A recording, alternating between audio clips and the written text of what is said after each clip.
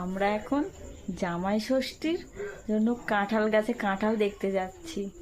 আমি আর স্বর্ণাবর বাবা গাছে দেখি কতগুলো কাঁঠাল ধরেছে।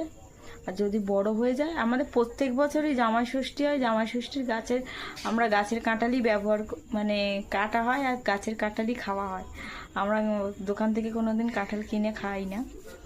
তা এবার বাজার থেকে স্বর্ণাবর বাবা থেকে কোনোদিনও কাঁঠাল কিনে খাওয়া হয় না। স্বর্ণাবর বাবা রেডি হয়ে গেছে।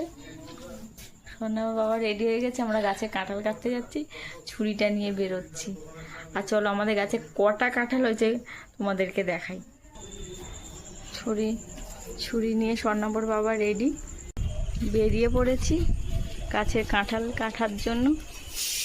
জানি না গাছে কটা কাঁঠাল হয়েছে, আর দিনের বেলা সময় পাই না বলে আমরা রাত্রেবেলা বেরিয়েছি গাছের কাঁঠাল দেখতে।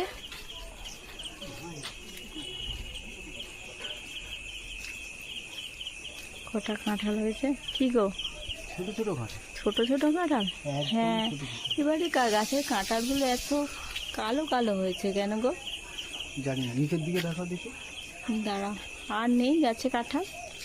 ও এই একটা কাঁঠাল হয়েছে, নিচে আছে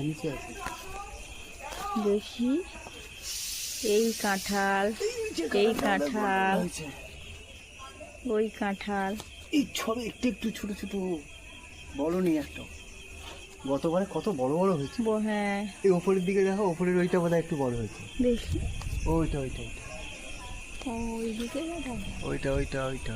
হ্যাঁ, না ওদের সবই একই লাগছে।